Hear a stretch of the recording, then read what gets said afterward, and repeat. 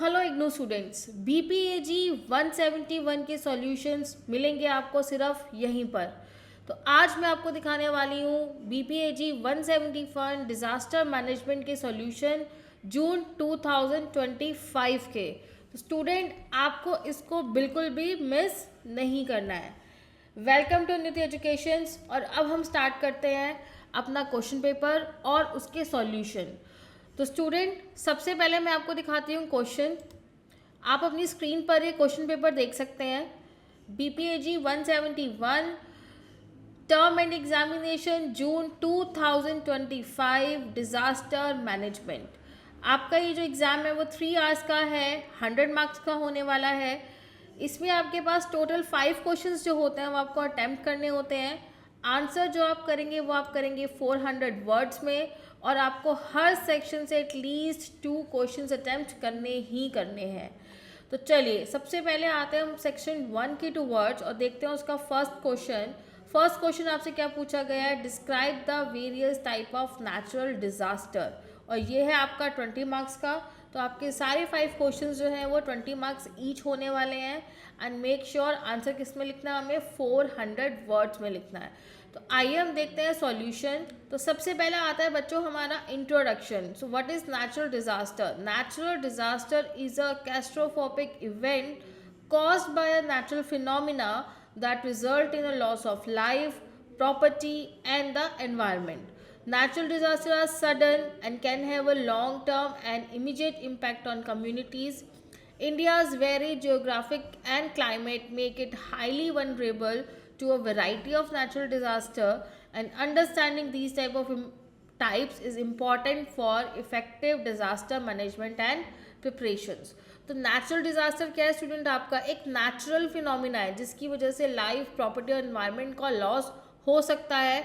इसका जो इम्पैक्ट होता है वो लॉन्ग टर्म के लिए होता है, और इमीडिएट इम्पैक्ट जो होता है वो कम्युनिटीज़ पर आता है। क्योंकि इंडिया की जो जोग्राफिकी है और आप जोग्राफी और जो क्लाइमेट है वो उधर आपको वैरायटी अवेलेबल है। लाइक आपका प्लेन एरिया भी है, माउंटेन हिली एरिया भी है, आपका डेजर्ट भी है। तो इससे यहाँ पर वैरायटी ऑफ नेचुरल डिजास्टर होने के चांसेस भी बहुत ज़्यादा है, और इनको समझना इम्पॉर्टेंट क्यों है? सो दैट कि हम इफ़ेक्टिव तरीके से डिज़ास्टर मैनेजमेंट और उसकी प्रिपरेशन कर सकें। अब हम देखते हैं type of natural disaster. First है आपका हाइड्रोलॉजिकल डिजास्टर। ये डिजास्टर किस वजह से होता है? It is caused by excessive rainfall, river overflow और डैम फेलियर्स। और इंडिया जो है वो मेजरली फ्लड्स जो है वो एक्सपीरियंस करता है, स्पेशली असम, बिहार और उत्तर प्रदेश में। अब आता है second, weather disaster. Weather disaster क्या आपका? Extreme weather condition such as cyclones and storms along the east coast of India, particularly in Odisha, Andhra Pradesh, and cause significant loss of life and property. Third is geophysics disaster. ये कब आते हैं आपका? This occurs as a result of a earth internal process. Examples are earthquakes, landslides that commonly occur in hilly areas and Himalayan belt. Fourth is climate disaster. These में आपका क्या क्या आएगा? These include extreme temperature, droughts and forest fires. Droughts result in economic and agricultural losses in Maharashtra. Next is biological disaster. ये किस वजह से होता है? When there is a spread of a diseases, epidemic and pest attack against the crops. Examples क्या क्या हैं इसके? Dengue, malaria, locust invasion which threaten the food and human security.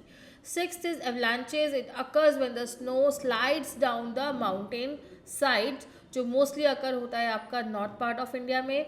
Seventh is tsunamis. The destruction caused by a tsunami is very massive. 2004 tsunami is one of the example. It affect the India's eastern coastline.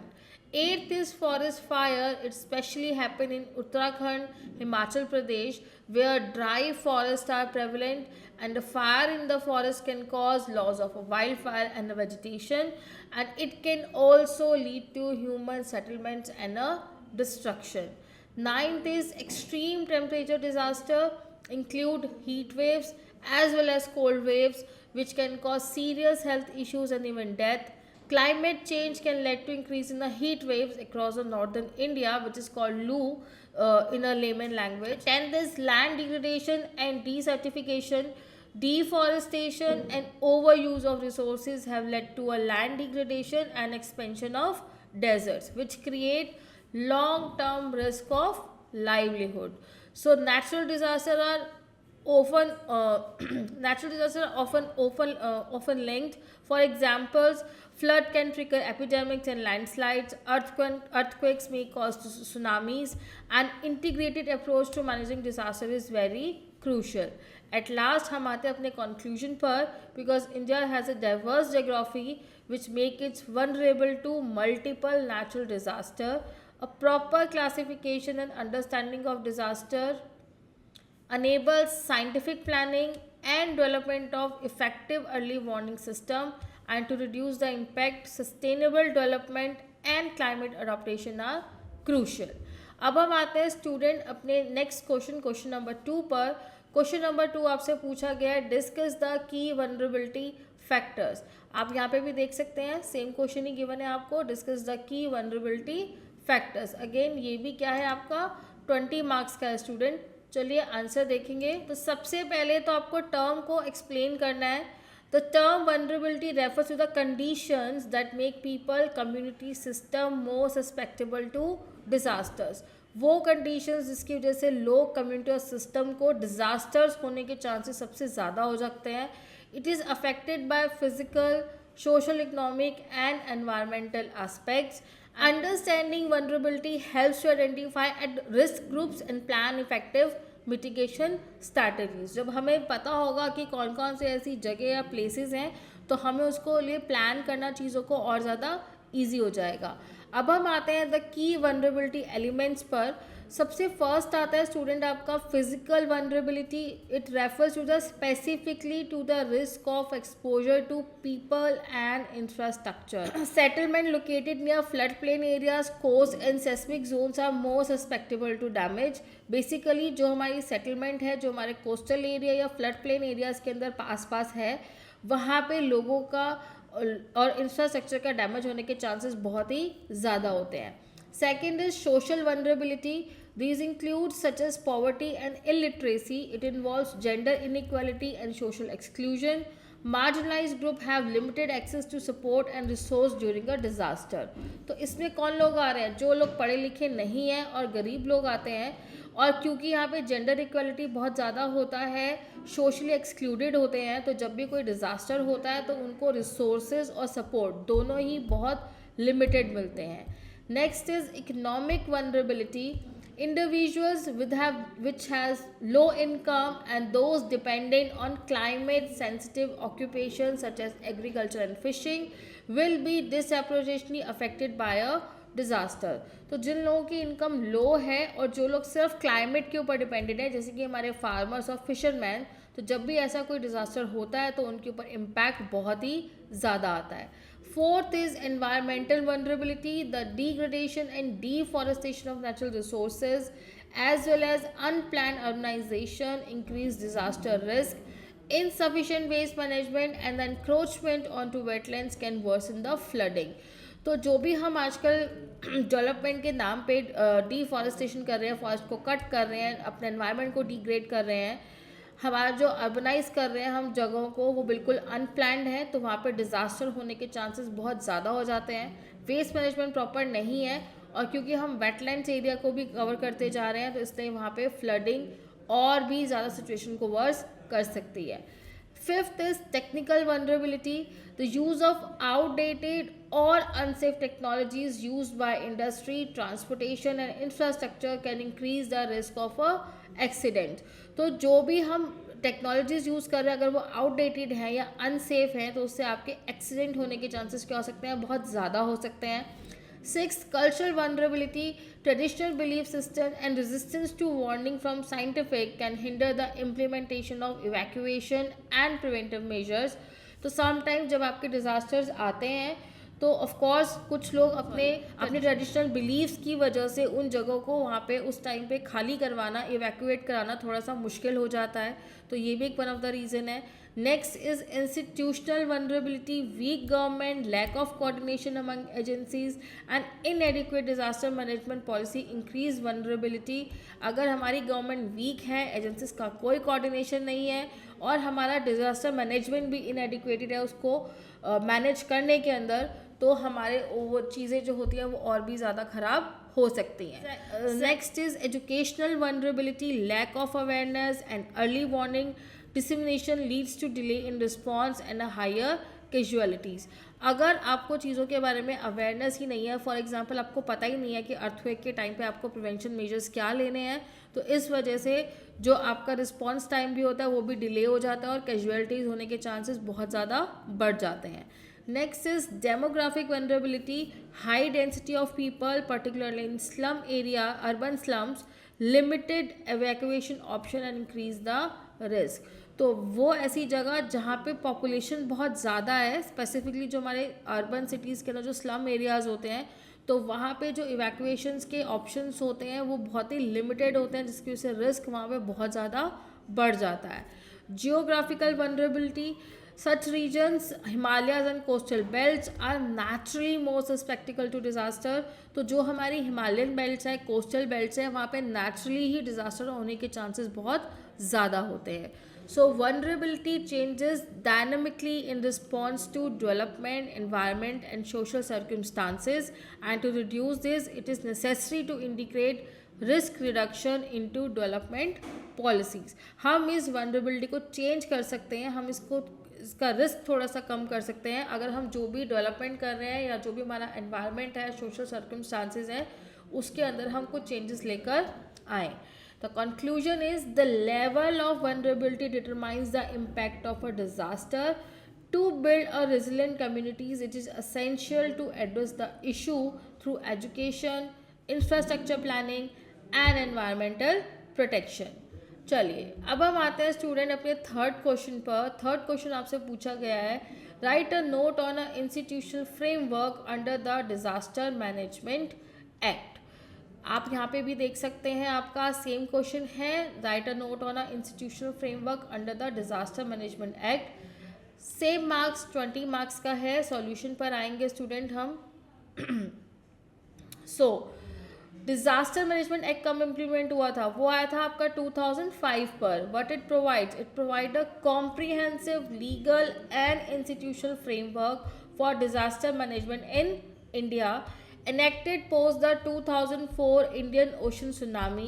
It shifted the focus from relief centric to holistic approach covering prevention, mitigation, pre-preparedness, response and recovery, and the act established authorities at national, state and district level to ensure coordinated and effective disaster management. So students, ये जो आपका act है, पहले जो आपका इसका framework था थोड़ा सा कह सकते हो कि आप आउटडेटेड था. पहले उनका मेन जो कंसंट्रेशन था वो सिर्फ यही होता था कि हमें कैसे उस पर वहाँ पे रिलीफ जो है वो लेकर कैसे जो है हमें उस सिचुएशन को हैंडल करना कोई डिज़ास्टर होने के बाद. बट आफ्टर द सुनामी इसको थोड़ा सा चेंज किया गया, अप्रोच चेंज की गई. देन हमारा जो मेन कंसंट्रेशन है वो किस पे आता है कि आपको प्रिवेंट कैसे करना है, आपको सिचुएशन के लिए कैसे प्री प्रिपेयर रहना है, कैसे रिस्पॉन्ड करोगे और रिकवर कैसे करोगे. और ये जो एक्ट है आपके नेशनल, स्टेट और डिस्ट्रिक्ट लेवल तीनों लेवल पे है, ताकि आपका कोऑर्डिनेशन जो है वो अच्छा हो सके और डिज़ास्टर मैनेजमेंट इफेक्टिव तरीके से रन कर सके. नेक्स्ट आता है बच्चा आपका इंस्टीट्यूशनल फ्रेमवर्क. तो सबसे पहला आता है आपका national disaster management authority, that is NDMA. It is chaired by the prime minister, और जो भी कोई आपकी पॉलिसीज़, प्लान एंड गाइडलाइंस होती है डिज़ास्टर मैनेजमेंट की, वही प्लान करते हैं. सेकेंड आता है आपका national executive committee, that is NEC. It is chair by the union home secretary. ये असिस्ट करते हैं NDMA को जो भी आपकी पॉलिसीज़ होती हैं उसको इम्प्लीमेंट करने में and coordinate response across the ministry और डिफरेंट मिनिस्ट्रीज़ के साथ कोऑर्डिनेशन करने में. थर्ड आता है स्टूडेंट्स आपका state disaster management authority, that is SDMA. It is headed by the chief minister, responsible for state level policy and plans with the NDMA guidelines. तो ये आपके स्टेट लेवल पे पॉलिसीज़ बनाते हैं, बट अगेन NDMA की guidelines को ध्यान में रख के बनाते हैं। Fourth is district disaster management authority, that is DDMA। It is led by the disaster collector. वो क्या प्रिपेयर करते हैं? He prepare it prepare district plans, coordinates response and ensure a community participation. वो कोऑर्डिनेट्स करते हैं response को, और उसके साथ वो ये भी देखते हैं कि कम्युनिटी के लोग भी उसमें पार्टिसिपेट करें। Fifth is national institute of disaster management, that is NIDM। They provide training, research and capacity building for disaster management professionals। तो जो भी आपके disaster management के professionals होते हैं उनको research और training दी जाती है। Sixth is National Disaster Response Force, this is NDRF। ये specialized force है for rapid response, search, rescue and relief operation during a disaster। Seventh is State Disaster Response Force, that is SDRF। ये state level पर होता है। They support NDRF in localize response operation. Eighth is local authorities, your panchayat, municipalities to integrate disaster management with local development plan. तो जो भी आपकी पंचायत या MCD municipalities होती हैं, ये डिजास्टर मैनेजमेंट प्लान को लोकल डेवलपमेंट प्लान के अकॉर्डिंगली इंटीग्रेट करते हैं। नाइन्थ आता है आपका student financial mechanism. It includes national disaster response fund and state disaster response fund to funding relief and mitigation. तो जब भी डिजास्टर आता है तो जो भी फंडिंग या हेल्प की जाती है वो इसी फंडिंग के थ्रू ही की जाती है। And tenth is advisory committee that expert groups guide NDMA on technical and scientific aspects of a disaster risk reduction. तो ये बेसिकली एक्सपर्ट्स का ग्रुप होता है जो गाइड करता है टाइम टू टाइम NDMA को उनके टेक्निकल और साइंटिफिक अप्रोच के लिए। सो ये जो आपका फ्रेमवर्क है, it emphasize multi level coordination, community involvement and regular mock drills and plan updates are mandatory for effectiveness. Next is conclusion. The institutional framework under the Disaster Management Act 2005 ensure a structured, proactive and inclusive approach to managing disasters, and it promotes reliance through coordinated effort across all level of governance। चलिए अब हम आते हैं next question के towards. Question number 4, right a short notes on the following about 200 words each. 2 part दिए गए हैं आपको, 200 ईच में उसको आंसर करना है। First is types of man made disasters and second is search and rescue. आप यहाँ पे भी देख सकते हैं स्टूडेंट, आपको सेम क्वेश्चन ही गिवन है अपनी स्क्रीन पर। चलिए सॉल्यूशन पर आते हैं। अब हम पूछा गया है first type of man made disaster. तो first of all man made disasters होते क्या हैं या क्यों होते हैं? So man made disaster are large scale disasters caused by human negligence, action और technological failures because they can be prevented through planning, regulation or awareness. Artificial disasters are less common than the natural ones, and the industrialization, urbanization, modern technologies and other factors are contribute to increase in these type of disasters. तो basically ये जो man made disasters है ये होते क्यों है? ये हमारी नेग्लिजेंस की वजह से, एक्शंस की वजह से या हमारे टेक्नोलॉजी के फेलियर की वजह से होते हैं। ऑल्दो अगर हम पूरी प्रॉपर प्लानिंग करें, रेगुलेशंस को फॉलो करें, अवेयरनेस क्रिएट करें तो ये होने के चांसेस बहुत कम हो सकते हैं। But because of the industrialization होता जा रहा है, अर्बनाइजेशन होता जा रहा है, जैसे जैसे और मॉडर्न टेक्नोलॉजीज आ रही हैं तो ये मैन मेड डिज़ास्टर होने के चांसेस जो हैं वो काफ़ी ज़्यादा इंक्रीज़ हो गए हैं। अब हम आते हैं उसके टाइप्स पर। तो फर्स्ट आता है स्टूडेंट आपका इंडस्ट्री एक्सीडेंट। तो accident that occurs in chemical plants, mining unit और manufacturing facilities involving fire, explosion और leakage. So Bhopal gas tragedy is an example. तो जो भी आपके एक्सीडेंट्स आपके केमिकल्स या माइनिंग यूनिट या मैन्युफैक्चरिंग यूनिट्स के अंदर होते हैं फायर, एक्सप्लोजन या लीकेज की वजह से, और भोपाल गैस ट्रेजेडी जो है वो उसका वन ऑफ द एग्जाम्पल है। Next is students accident, nuclear and radiological explosion or leakages in nuclear facilities causing a radiation hazards, example Chernobyl disaster 1986। तो आपकी न्यूक्लियर फैसिलिटीज़ में जो भी एक्सप्लोजन और लीकेज होता है उसकी वजह से।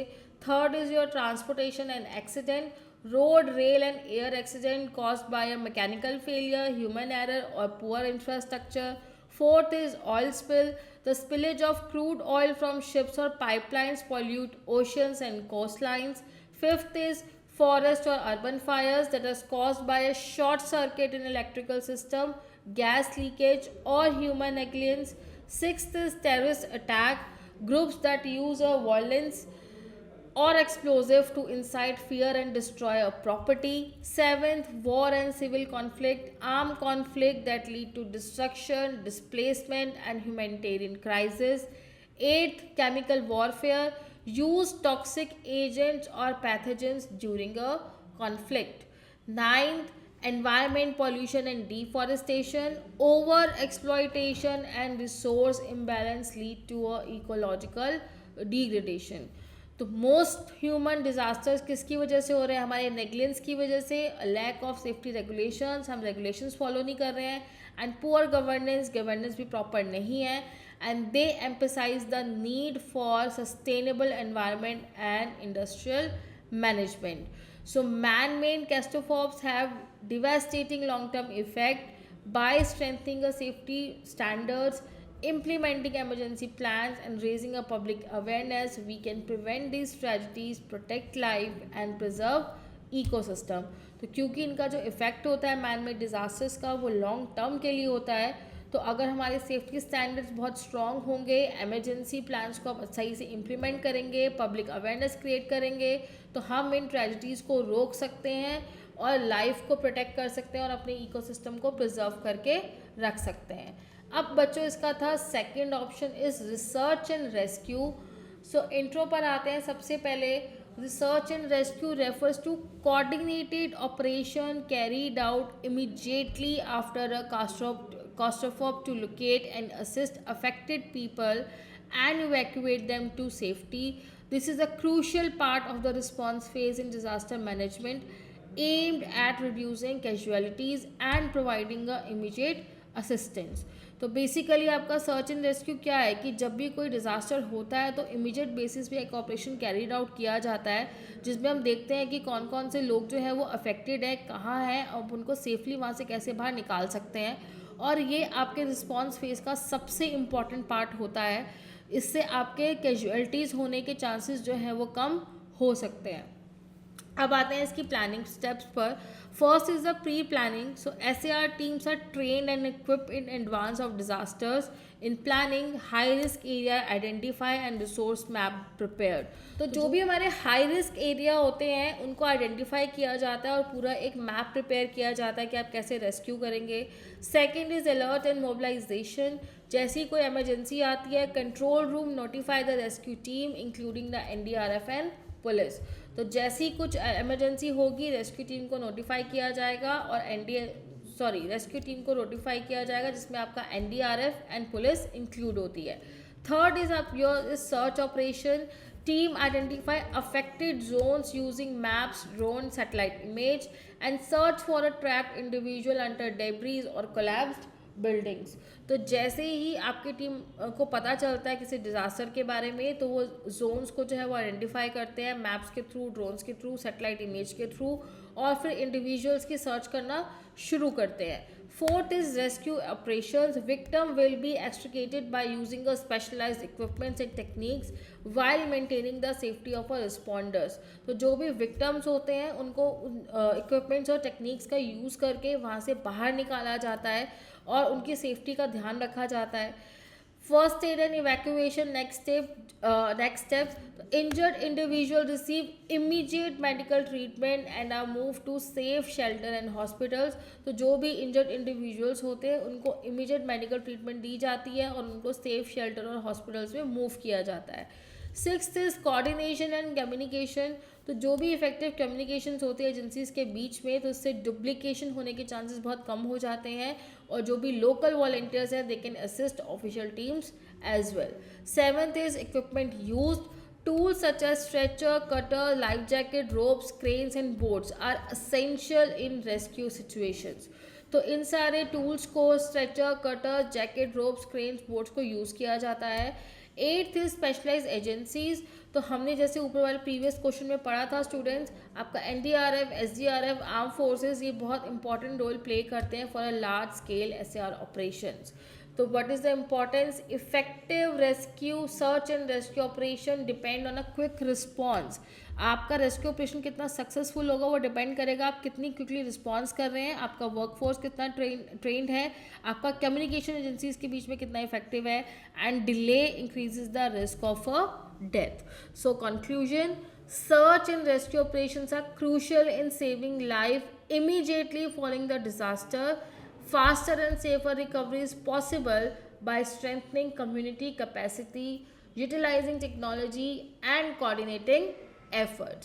So student, यहाँ पे जो है हमारा सेक्शन 1 ख़त्म होता है, जिसमें आपको टोटल 4 क्वेश्चन जो थे वो दिए गए थे। नेक्स्ट जो है वो आएगा आपका सेक्शन बी, जिसमें अगेन आपको 4 क्वेश्चंस गिवन है और आपको कंपलसरी 2 क्वेश्चंस तो अटेम्प्ट करने ही है। अगर आपको सॉल्यूशंस देखने हैं, आपको क्वेश्चन पेपर देखना है, तो आप हमारी वेबसाइट पर कैसे जा सकते हैं स्टूडेंट? उसके लिए आपको विजिट करना है हमारी वेबसाइट पर, दैट इज़ www.unnatieducations.com/ignu, जहाँ पे आप हमारी वेबसाइट पर विजिट करेंगे। आप प्रीवियस ईयर पेपर्स के लिए आप देख सकते हैं, आपको एडमिशन के रिगार्डिंग कोई बात करनी है, आपको असाइनमेंट्स चाहिए, प्रीवियस ईयर के question paper, guest paper, notes, आपको सब उन्नति एजुकेशन प्रोवाइड करेगा। आपको सॉल्यूशन के लिए इग्नू नोट्स पे विजिट करना है। इग्नू विजिट पे जाने के बाद आप क्लिक करेंगे प्रीवियस ईयर पेपर पर, एंड देन आप क्लिक करेंगे अंडर ग्रेजुएट पर, जहाँ पे आपको सारे ऑप्शंस मिलेंगे। आप जिसके भी सॉल्यूशंस देखना चाहते हैं आप क्लिक कर सकते हैं। अभी हम BPAG 171 का देख रहे हैं, तो आप BPAG 171 पे क्लिक करेंगे, जहाँ पे आपको ऑप्शंस गिवन है solve assignment, previous year paper, guest paper and chapter wise notes. हम कर रहे हैं प्रीवियस ईयर पेपर। आप उस पर क्लिक करेंगे, प्रीव्यू पे जाएंगे और यहाँ पे आपको step by step her question के साथ आपको आंसर जो है वहाँ पर मिल जाएगा। आपको डाउट है, क्लैरिटी के लिए आप इग्नू की वेबसाइट पर जा सकते हैं। आप इग्नू की वेबसाइट स्टूडेंट विजिट करेंगे, आप मेंशन करेंगे प्रीवियस ईयर पेपर जून 2025, आपके सामने पेज ओपन होगा। आपको वहाँ पे सर्च करना है जो भी आपका कोड है। लेट्स से हम कर रहे थे आज BPAG 171, तो वील राइट BPAG 171 और आपके सामने ये लिंक आ जाएगा जहाँ पे आप ये क्वेश्चन पेपर जो है पूरा डाउनलोड कर सकते हैं। सो स्टूडेंट, आप ये अपनी स्क्रीन पे देख सकते हैं, ये रहा आपका BPAG का पूरा आपका क्वेश्चन पेपर। अब हम स्टार्ट करते हैं स्टूडेंट अपना सेक्शन बी। सेक्शन बी का 5th क्वेश्चन देखते हैं। 5th क्वेश्चन क्या पूछा गया है आपसे? Examine the key aspects of damage assessment plan for a critical sectors. Solution पर आएंगे स्टूडेंट, शो आंसर पर। तो first of all is your introduction. A damage assessment क्या है? Damage assessment is a process that evaluate the impact of disasters on life, infrastructure, essential services and property. It is a foundation for planning reconstruction, rehabilitation or relief measure. A well-designed damage assessment plan will identify the extent of the loss, prioritize needs and guide the allocation of resources to a critical sector to accelerate recovery. So damage assessment क्या है कि जिसमें आप पूरा evaluate कर रहे हो कि आपकी प्रॉपर्टी, लाइफ, इंफ्रास्ट्रक्चर पे क्या इम्पैक्ट आया है, देन आप उसके रिलीफ मेजर्स किस तरीके से लोगे, क्या प्लानिंग होगी रिकंस्ट्रक्शन की, और ये पूरा एक वेल डिज़ाइन असेसमेंट प्लान होता है जिसमें आप आइडेंटिफाई करते हो कितने एक्सटेंट तक लॉस हुआ है, आपको किस चीज़ को ज़्यादा प्रायोरिटीज़ देनी है और आप एलोकेशन कैसे करोगे रिसोर्सेज का। अब आता है बच्चों आपका डैमेज असेसमेंट प्लान की एस्पेक्ट। तो सबसे पहला आता है स्टूडेंट आपका ऑब्जेक्टिव एंड स्कोप। तो इस डॉक्यूमेंट का मेन एम क्या है? To quantify, classify and evaluate the damage caused by disasters in terms of physical, social and economic damage. It covers sectors as diverse as housing, healthcare, education, electricity, water transportation and communication. तो basically इसमें आपके सारे sectors cover हो जाते हैं, housing, health care, education, electricity, communication, transportation. Second is identification and prioritisation of critical sectors. तो ये जो क्रिटिकल सेक्टर है इसमें क्या क्या आएगा आपका? Infrastructure, agriculture, environment, social service and economy, and their performance determine how quickly recovery and restoration can be achieved. तो उनकी परफॉर्मेंस पर ही डिपेंड करेगा कि हम कितनी जल्दी उस डिज़ास्टर से रिकवर कर सकते हैं और कितनी जल्दी हम रिस्टोर कर सकते हैं। Third is disaster preparedness involve creating baseline data, inventories of resources and maps that show vulnerability, enabling quick comparison following a catastrophe. तो फॉर एग्जांपल आप क्या करोगे, डाटा बनाएंगे, उसमें आप पूरा जो भी आपकी इन्वेंट्रीज हैं, क्या क्या रिसोर्सेज हैं, मैप्स आप शो करेंगे कि कहाँ कहाँ पे डिज़ास्टर होने के चांसेस ज़्यादा हैं, और जब कोई डिज़ास्टर होता है तो आप क्विकली कंपैरिजन कर सकते हैं। Fourth is rapid assessment conduct during the first Rapid assessment conducted during the first 24 hours to estimate the immediate damages. It can help to determine immediate needs such as relief, shelter and rescue. तो जैसे ही disaster होता है तो उसके first 24 hours के अंदर जो होता है ये कंडक्ट किया जाता है, और ये हेल्प करता है कि आपको रिलीफ, शेल्टर और रेस्क्यू जो है उसकी क्या क्या कितनी इमीडिएट बेसिस पे नीड है।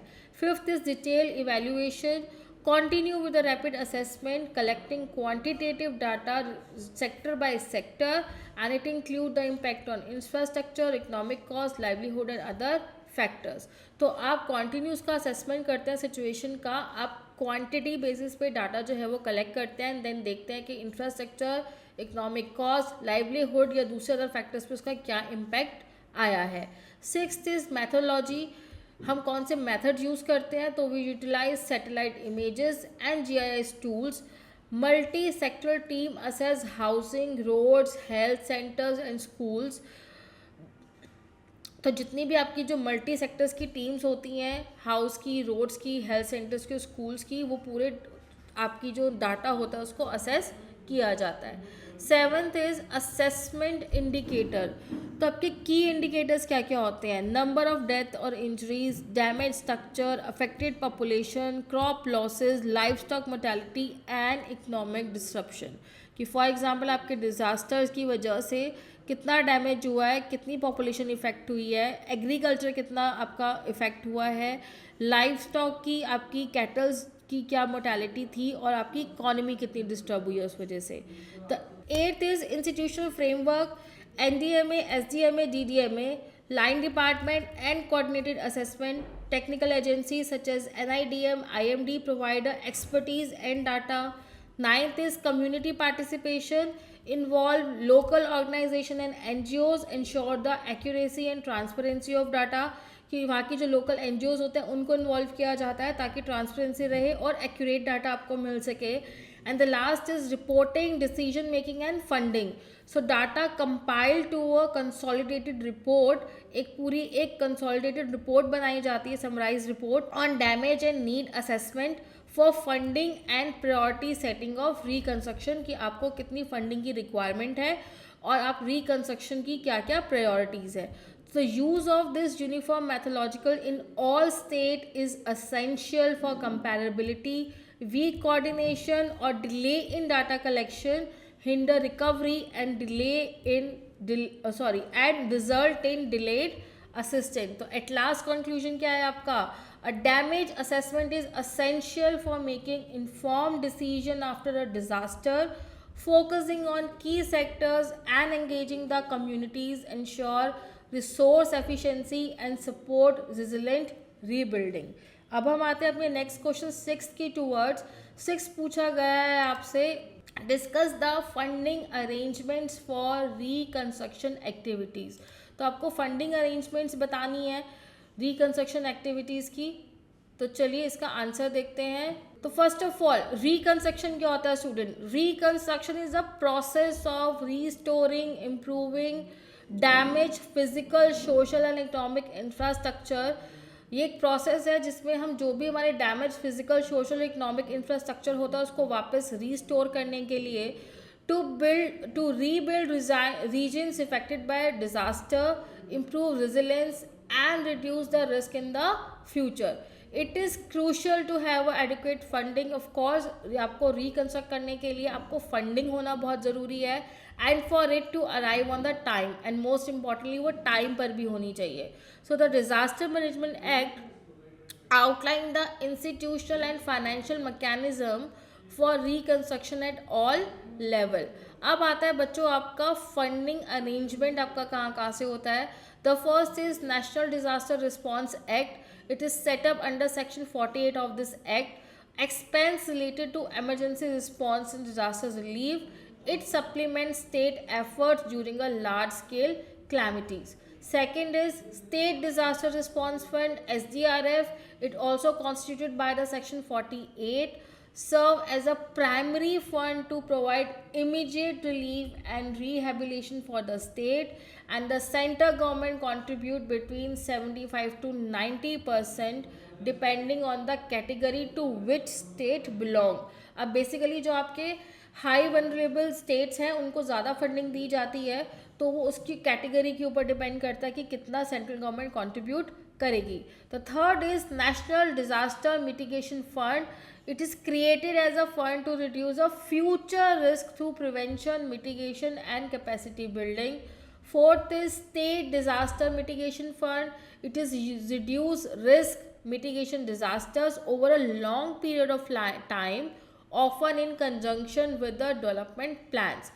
Fifth is budgetary allocations. Department and ministry include the specific provisions for disaster management in their annual budget. तो जो भी आपका एनुअल बजट आता है उसमें स्पेसिफिकली मेंशन किया जाता है कि किस डिपार्टमेंट को कितनी फंडिंग जो है वो मिलेगी. Sixth is external aid. Funding provided by multilateral agencies such as the World Bank और Asian Development Bank support reconstruction projects particularly for a large scale natural disaster. तो जब भी आपका कोई लार्ज स्केल नेचुरल डिजास्टर होता है तो world Bank और एशियन डेवलपमेंट बैंक्स जैसी एजेंसीज जो होती है वो फंडिंग प्रोवाइड करती है. Seventh in insurance Scheme for Crops, Property and Disaster Protection Act to protect individual, reducing the financial burdens on government. तो बेसिकली जो इंश्योरेंस कंपनीज होती हैं आपकी प्रॉपर्टी, क्रॉप और डिजास्टर प्रोटेक्शन के ऊपर इंडिविजुअल्स को प्रोटेक्ट किया जाता है, जहाँ पे कहीं ना कहीं जो बर्डन होता है वो गवर्नमेंट के ऊपर फाइनेंशियल बर्डन कम हो जाता है. Eighth is public private partnership PPP. It mobilized expertise and private investment to rebuild infrastructure, notably in housing, roads, health facility and so on. Ninth is CSR is corporate social responsibility.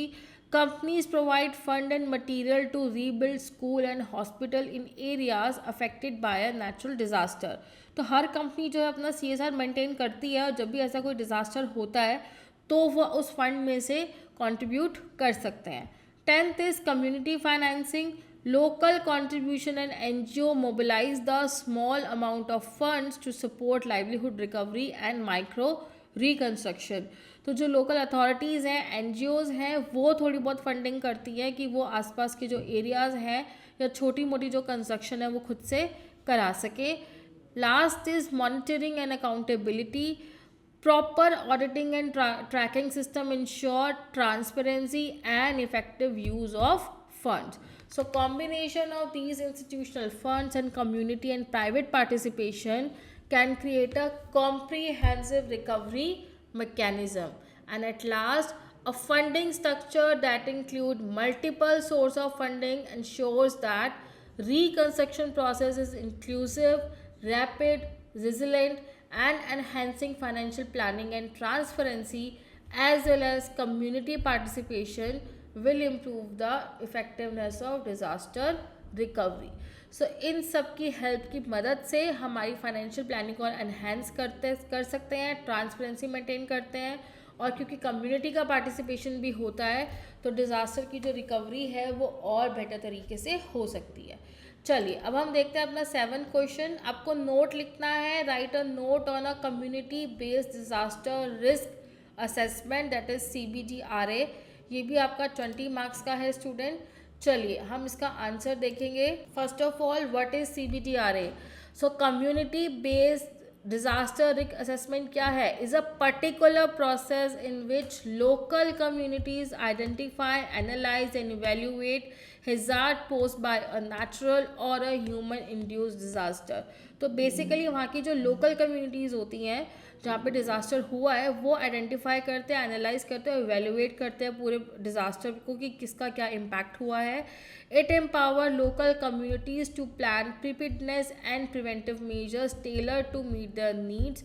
तो इससे क्या होता है कि जो local communities हैं उनको plan करने के अंदर और प्रिवेंटिव मेजर्स लेने के अंदर अपनी नीड्स के अकॉर्डिंगली वो बहुत हेल्प करता है। अब इसके की एस्पेक्ट्स क्या क्या है? First is community participation. आपके resident, local leaders, women, young people and vulnerable groups in identifying hazards. Second is understanding local risk. So communities map hazards such as flood, drought, landslide using a historic experience. Third is vulnerability analysis. Identify the most vulnerable factor including housing type, income, gender, access of resources and other relevant characteristics. तो आप देखते हैं कि किस तरह के houses हैं, किसकी क्या इनकम है, कितनी जेंडर है, रिसोर्सेज का कितना एक्सेस है, तो आप उसके अकॉर्डिंगली प्लान कर सकते हैं। Capacity evaluation, identify the strength of a local communities, की जो लोकल कम्युनिटीज़ है वो खुद कितनी स्ट्रॉन्ग है, उनके क्या स्किल्स हैं, what are their traditional know how, institution, उनका सोशल नेटवर्क कैसा है and other factors. Fifth is analysis of risk. Use data from hazard and vulnerable assessment as well as capacity and capability information to determine the risk level in a community. आप जो भी data होते हैं आप उसका पूरा assessment करते हो, डिटरमाइन करते हैं कि कितना रिस्क लेवल हो सकता है and it then prioritize area that needed intervention and then उन एरियाज़ को प्रायोरिटाइज किया जाता है जहाँ पे आपको इंटरवेंशन करने की सबसे ज़्यादा ज़रूरत है। Sixth is method and tool.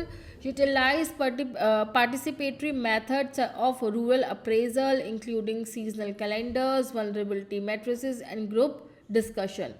Seventh is integration into local plans.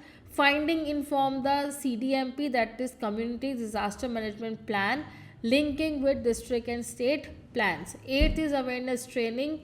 Enhance preparedness through mock drills, first aid training and dissemination of the early warnings. Ninth, institutional assistance. NGO provide resource guidance to local communities and DDMA. 10th is review and monitoring. Regular review and monitoring ensure community risk assessment stay current and relevant. So as CBDRA bridge क्या करता है? इस bridge is the gap between government plan and local realities and it ensures that risk reduction is grounded in community experience. And last, your conclusion: community based disaster risk assessment fosters self reliance and resilience among individual. It transforms the communities from passive victims into active agents for a disaster pre-preparedness. अब हम आते हैं इसके next question पर student. ये है आपका last question. इसका आपको शॉर्ट नोट लिखना है। First is disaster as opportunity for development initiative and second is type of indigenous knowledge. चलिए सॉल्यूशन पर आएंगे। अब हम शो आंसर पर क्लिक करेंगे स्टूडेंट। चलिए सबसे पहले आता है आपका introduction. Although disruptive disaster can also be an opportunity for renewal and sustainable growth, they reveal weakness in governance, social and infrastructure system, and this allows to integrate risk reduction and rebuild better. The concept emphasizes post-disaster reconstruction as an opportunity for a positive change and a long-term resilience. तो basically जब भी कोई destruction या disaster होता है तो कहीं ना कहीं वो हमें एक अपॉर्चुनिटी भी दे के जाता है चीज़ों को रिन्यू और सस्टेनेबल ग्रोथ के लिए। उससे हमें पता चलता है कि कहाँ कहाँ वीकनेस है गवर्नेंस में, सोशल में या हमारे इंफ्रास्ट्रक्चर सिस्टम के अंदर, और हम उसको इंटीग्रेट करके रिस्क को कम कर सकते हैं और उसको दोबारा से रीबिल्ड कर सकते हैं बेटर तरीके से। अब आते हैं इसके पॉजिटिव पॉइंट पर। तो first is building better infrastructure. After disaster, reconstruction offer an opportunity to make more resistant and safer housing facility. तो हम जब भी उसको दोबारा रिकन्स्ट्रक्ट करते हैं तो हम उसको और बेटर और सेफ बनाने की कोशिश करते हैं। Policy and planning reform. After disaster recovery draw attention to the planning gap, allowing the formulation and improvement of land use, construction codes and safety standards. तो जैसे ही आपका डिज़ास्टर कुछ हैपनिंग होती है तो आपको पता चलता है कि आपके प्लानिंग के अंदर कहाँ गैप था, आप उसके अकॉर्डिंगली फिर फॉर्मुलेट करते हैं और चीज़ों को और इम्प्रूव करते हैं। Third is building institution. Often disaster led to establishment or improvement of institutions such as emergency response unit and disaster management teams. तो जब भी ऐसी कुछ मिस हैपनिंग होती है तो कहीं ना कहीं हम ऐसे डिज़ास्टर मैनेजमेंट टीम्स जो हैं उसको इस्टेब्लिश करते हैं या इम्प्रूव करते हैं. Fourth is empowerment for communities. The participation of communities in the recovery process increase their awareness, ownership and ability to manage a future risk. तो बेसिकली जो भी कम्युनिटीज़ पार्टिसिपेट करती हैं रेस्क्यू ऑपरेशन के अंदर, एक तो उनमें अवेयरनेस आती है और उनके अंदर वो एबिलिटी आती है कि नेक्स्ट फ्यूचर रिस्क जो है वो किस तरीके से मैनेज कर सकते हैं. Fifth is economic revitalization. So revitalization create employment, stimulate local authority and revitalize life through targeted development programmes. Sixth is environmental restoration.